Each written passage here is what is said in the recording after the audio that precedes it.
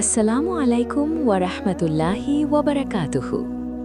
প্রিয় ভাই ও বোনেরা, আপনি তাকে ভালোবাসেন, সে দিনদার, চরিত্রবান, আপনার জন্য উপযুক্ত।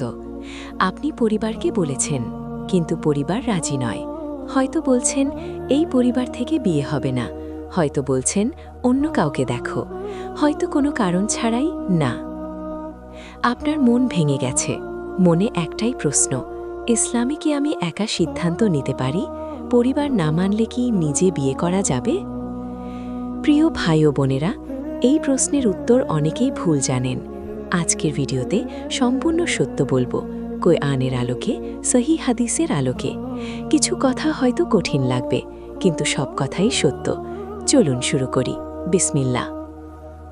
অংশ 1, ইসলামে বিয়েতে পরিবারের ভূমিকা কী?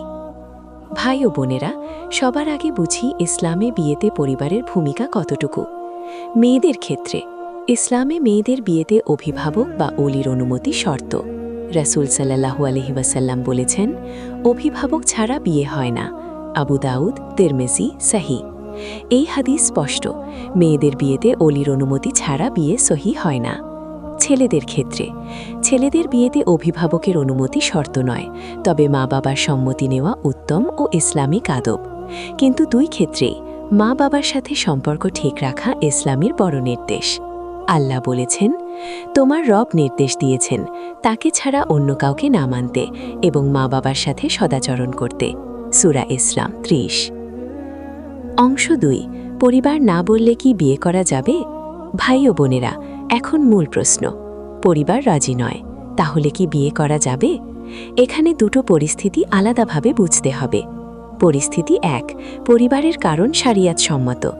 যদি পরিবার বলে সে দিনদার নয়, তার চরিত্র ভালো নয়, সে মুসলিম নয়, এই ক্ষেত্রে পরিবার সঠিক, তাদের কথা মানা উচিত। পরিস্থিতি 2, পরিবারের কারণ শরিয়ত বিরোধী। যদি পরিবার বলে এই বংশ থেকে বিয়ে হবে না, জাতি বা বংশের কারণ, সে গরিব, শুধু টাকার কারণ, আমাদের পছন্দ অন্য কেউ, কোনো যুক্তিসঙ্গত কারণ নেই, এই ক্ষেত্রে পরিবার অন্যায় করছে। রাসূল সাল্লাল্লাহু আলাইহি ওয়াসাল্লাম বলেছেন, যখন তোমাদের কাছে এমন কেউ বিয়ের প্রস্তাব আসে যার দিন ও চরিত্র তোমরা পছন্দ করো, তাহলে তার সাথে বিয়ে দাও, যদি না করো পৃথিবীতে ফিতনা ও বড় ফাসাদ হবে। তিরমিজি। মানে দিনদার ছেলের প্রস্তাব ফিরিয়ে দেওয়া ইসলামে অন্যায়। মেয়েদের ক্ষেত্রে বিশেষ বিধান। যদি মেয়ের ওলি অন্যায়ভাবে বাধা দেয়, ইসলামে বিকল্প আছে। রাসূল সাল্লাল্লাহু আলাইহি ওয়াসাল্লাম বলেছেন, যদি ওলি বাধা দেয় তাহলে শাসক বা ইসলামিক আদালত ওলির ভূমিকা পালন করবে। আবু দাউদ। মানে অন্যায় বাধার ক্ষেত্রে ইসলামিক আদালত বা বিশ্বস্ত আলেমের সাহায্য নেওয়া যাবে। অংশ 3, মা বাবার অবাধ্যতা কি হবে? ভাই ও বোনেরা, এখন একটা কঠিন কিন্তু জরুরি কথা।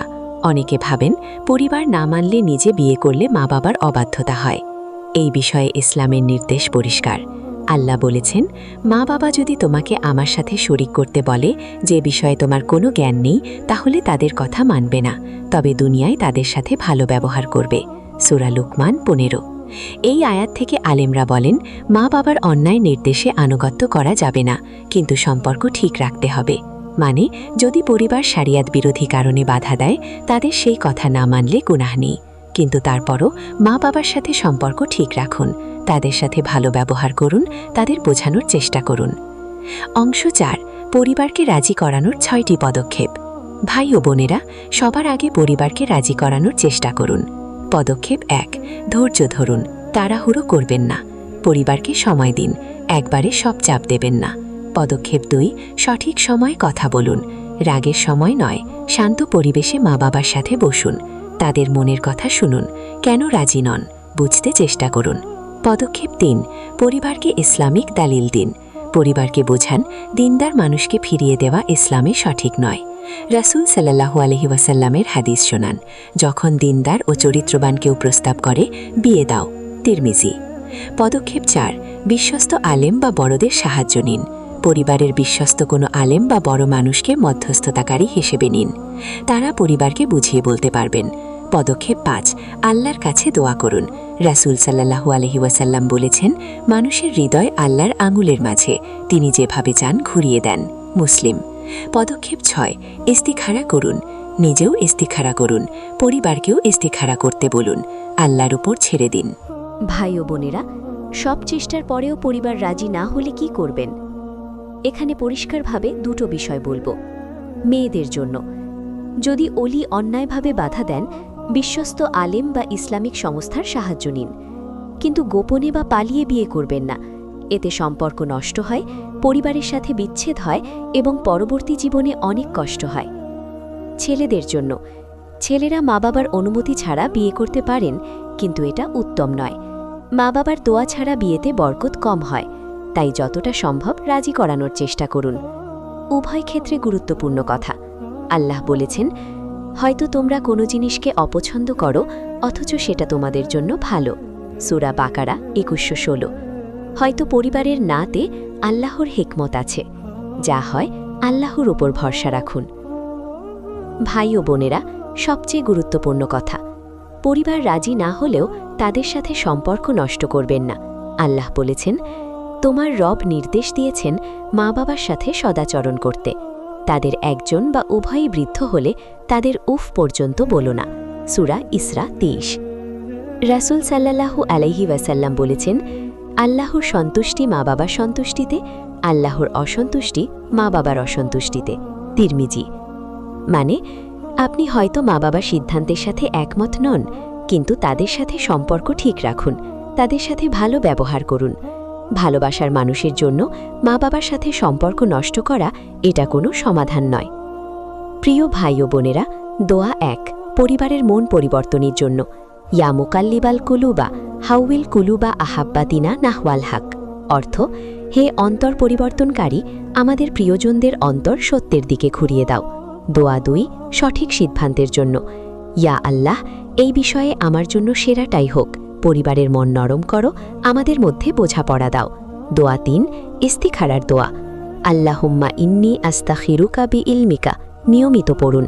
দোয়া 4, জীবন সঙ্গীর জন্য। রব্বানা হাবলানা মিন আজওয়াজিনা ওয়াজুররিয়াতিনা কুররাতা আয়ুনিন।